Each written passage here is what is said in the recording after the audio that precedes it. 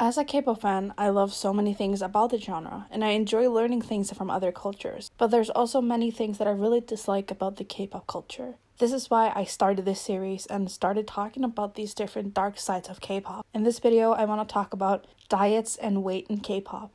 So if that topic is hard for you to listen, please consider clicking off this video. As a disclaimer, since this is a sensitive topic, I just want to clear it up. I'm not mocking or judging any of the idols that are mentioned in this video. I'm not attacking people who go on diets or want to lose weight. This video is to take a look at the extremes of K-pop and the standards that are set on these idols. I just wanted to make that clear before we start. As long as I can remember, idols have been either praised for their crazy diets or shamed for their weight. K-pop news sites like to talk about how much weight this idol lost, how much weight this idol gained, and so on. I've never understood why people think this is such an interesting topic, why someone is interested in someone else's weight. So let's take a deeper dive into some of these insane diets Korean idols have tried, why people obsess over other people's weight, and why we shouldn't look up to idols regarding topics like diet and weight.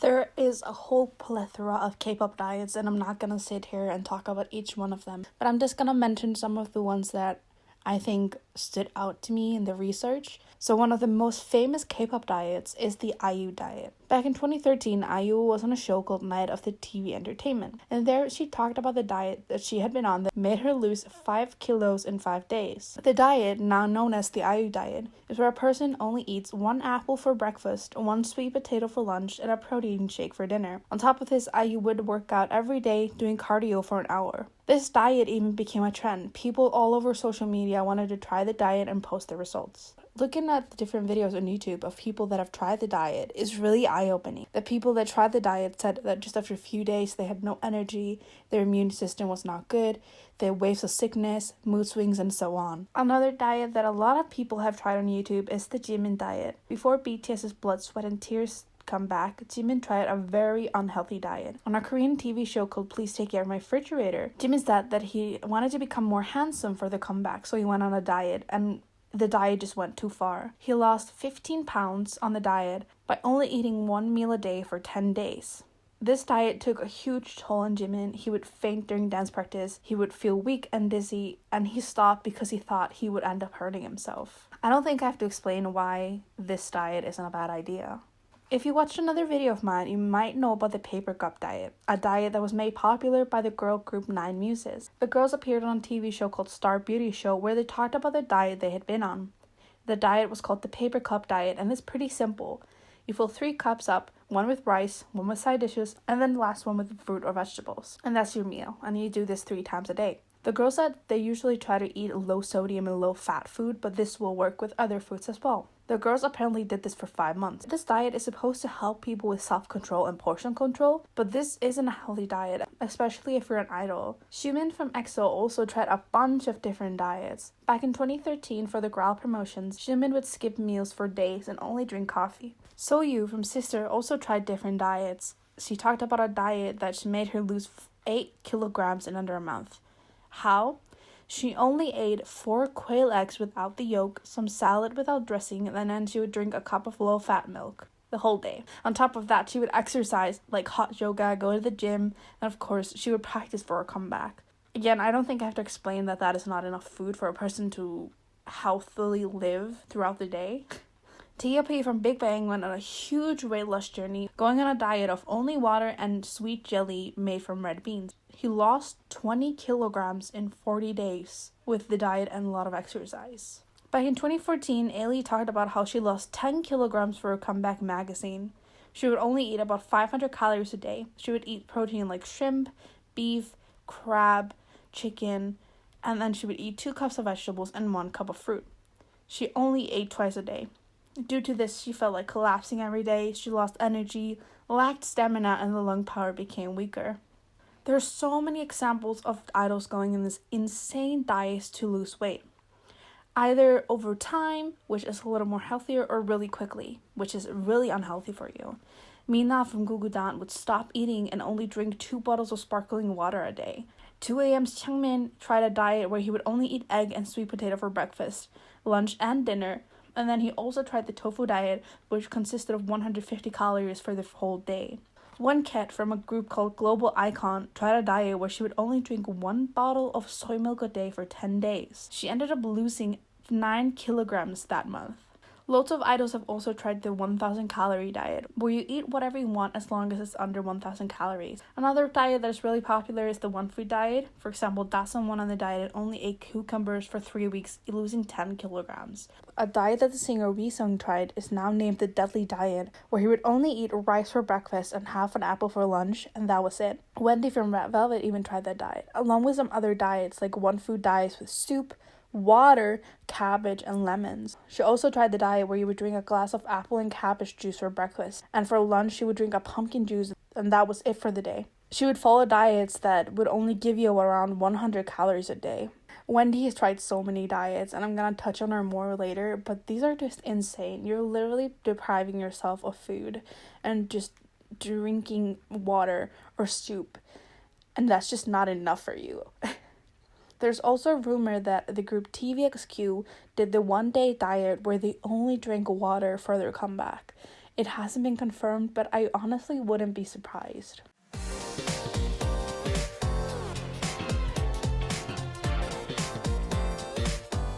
Idols get mocked for their weight and looks all the time. There's always an idol that the fans and K-nets are attacking for their weight. If you look at K-pop idols' profiles, there's always information like height and weight. But if an idol is deemed too heavy by the company, they won't release the weight. I've never liked these part of the profiles. It's none of my business what the idol weighs. An idol that a lot of people know that has been mocked for her weight was Kyla from Pristin. It was constant from the day she debuted. Even when she went on her hiatus due to health reasons, people would attack her for her weight. Kyla was only 15 years old when she debuted in Pristin, and she would sometimes dress in clothing that was too small for her, which is something that a lot of companies do for some reason. She would be treated really badly by fans, sometimes even ignored at fan science.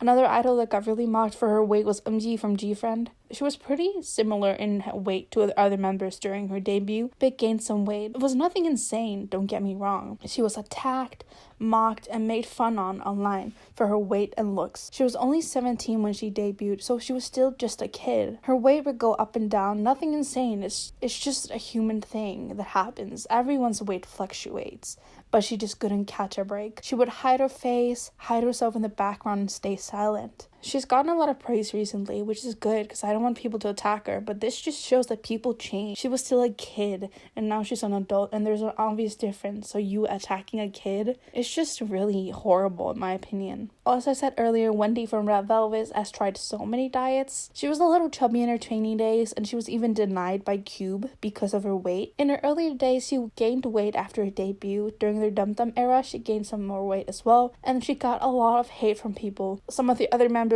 as well, like Joy and Yeri, got a lot of hate for their body, but Wendy was the main focus of all the hate at that time.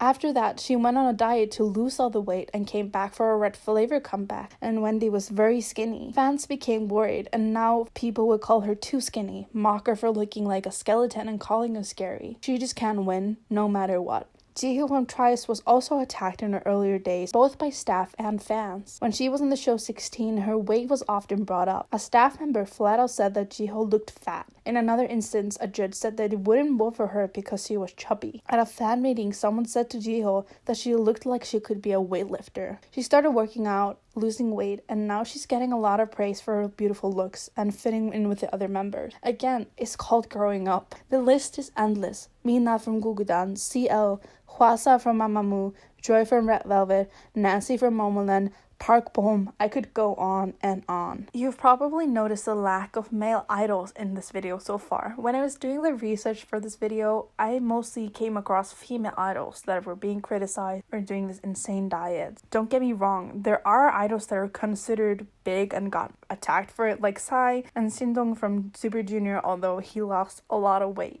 But they don't get nearly as much criticism and hate for their weight, at least what I could tell from the research.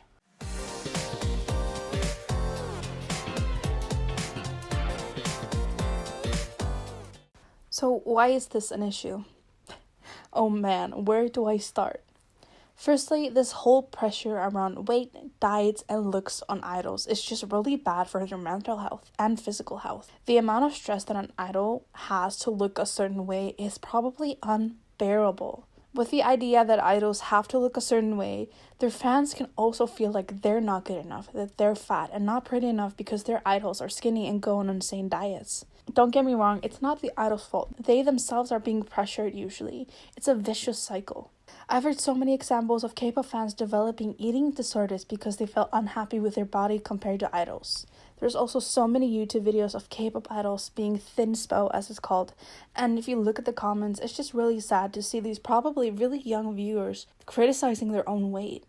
Don't get me wrong, there's nothing wrong with wanting to be healthy, losing some weight, and have an inspiration, but there's a lot of these idols that starve themselves to look good, and I can't say that you should look up to someone that does that, even if they're a good person. These standards are also allowing K-nets and fans and even other idols to criticize someone else's weight. There are endless facial social media accounts that mock idols' weight, but also there's fans that flat out say to the idols' faces that they need to lose weight and that there's something wrong with their body or face. For example, on the episode Hello Counselor, the group FX was a guest. If you don't know what the show is about, in short, people can write in about different worries or issues, and it helps take down communication barriers between people. It's actually a pretty interesting show, although sometimes it's a little controversial. So FX were a guest on the show, so they were guest hosts, and on this episode, a girl writes in about her brother. Her brother would call her a pig, body shamer, and so on, even though she was very skinny.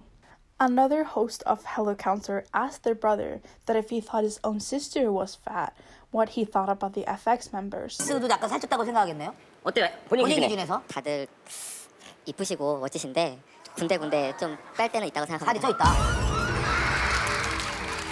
설리 씨는 여기 팔뚝이랑 정말 이 팔뚝이 신랑한테 보여줘. 신랑한테 보여줘. 근데 이게 좀 찌세요. 본인의 생각인데 저만의 기준. 본인의 생각인데 다른 사람까지를 상처를 주면 안 돼요. After answering, he had to specifically target Solly for no reason. I think this shows that men and women think they can comment on another person's body and then that be okay. A very famous example of an idol calling out another idol for their weight is Shindong from Subi Jr. In 2010, he was on a radio show and the topic of weight and dieting came up. He said, quote, "If someone had to lose weight, I would tell the person to lose weight. Lose some weight, why can't you take care of yourself? Then I say this. The person might think, look who's talking, but I will reply, I'm a boy and you're a girl," end quote. Now, I'm not saying that he still thinks like this, and I believe he actually apologized, but I think this comment is interesting because he's probably not the only person that thinks like that, and I'm probably not the only person that talks to female idols this way.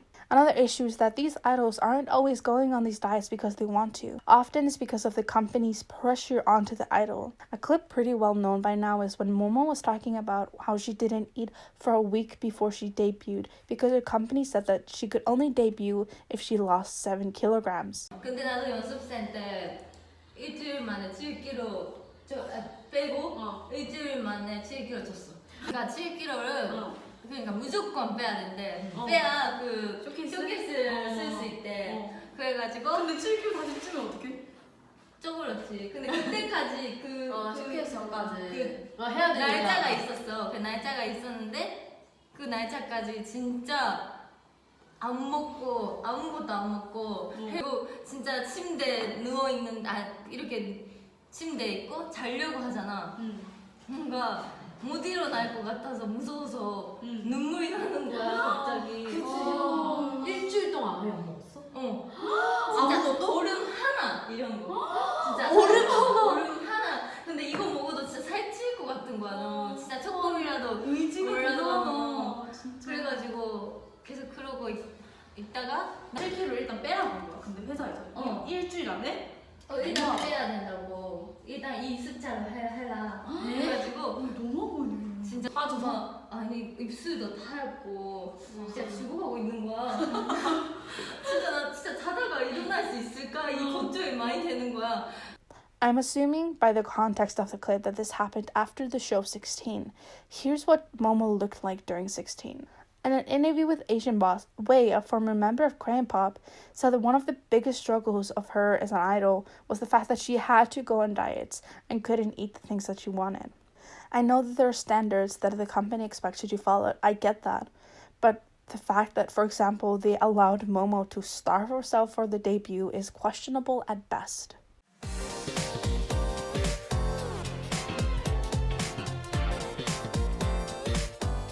When talking about a topic like this, I think it's important to look at the different standards and views in Korea. According to the research I did, the ideal weight for someone in Korea as a female is under 50 kilograms, no matter how tall or short you are. But there's other ways that you can find how much you're supposed to weigh using your height and calculate. You're supposed to take your height in centimeters and then minus 150 off it. So let's say you're 165 centimeters tall, you're supposed to weigh around 50 kilograms. These days, a lot of people focus less on the weight and more on the body's different measurements, like the size of your thighs, waist, and arms. If you watched older episodes of Weekly Idol, you probably noticed the segment where they would measure out idols' waists. South Korea's female ideal body type is height of 162 centimeters and weighing 42 kilograms. According to the internet, the healthy weight of a female that is 162 centimeters in height is usually between 54 and 65 kilograms. The normal international BMI for overweight obesity is at 30. But in Korea, if you have a BMI of over 25, you're seen as obese. The aforementioned standards, the height of 162 centimeters and a weight of 42 kilograms, has you at a BMI of only 14. The international standard says that if you have a BMI of under 18.5, you are underweight. The average weight of a Korean female teen in 2018 is around 58 kilograms, and females in their 20s was around 59 kilograms. So imagine living in a country where the normal weight is considered fat. This is insane, and it puts so much pressure on these young girls and boys to lose weight. Some people are very worried about people being unhealthy and overweight, and they tend to forget that people that are underweight are also at risk. People that are underweight are at the risk of osteoporosis, which is a condition where your bones are very weak and break easily. They can have issue with thinning skin, hair loss, dry skin, bad dental health, weaker immune system, constantly being tired, anemia, irregular periods, premature births, and even infertility. Now, don't get me wrong, I'm not saying that there's not issues with being overweight, but I think y'all understand why I'm talking about this side of the spectrum. In a survey conducted in 2016, out of 7,400 Korean participants, 60.9% of the females and 41.8% of the males said that they were on a diet or planning to go on one. And the numbers were higher in minors. 72.7% of girls under the age of 18 said that they were on a diet or planning to go on one. In another survey in 2015, it was found that out of every 5 Koreans, 3 of them consider themselves overweight.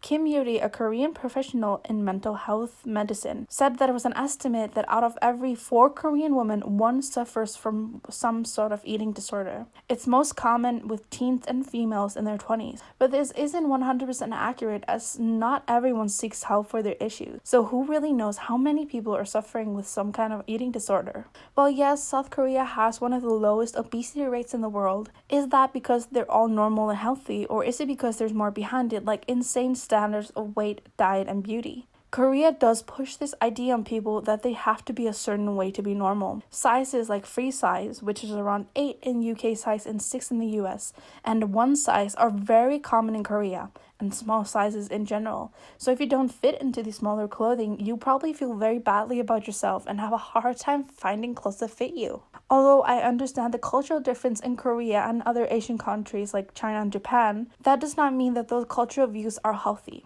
If you're watching this video and you think that you might need help yourself, please seek professional help. That's gonna be it for this video. I know this is a very sensitive topic, but it's a part of K-pop, and it's something I just really wanna talk about, as I love sharing my thoughts and opinion with other people, and I love having these discussions. So if you want to talk about this, we can talk about it in the comments, as long as it is civil and nice.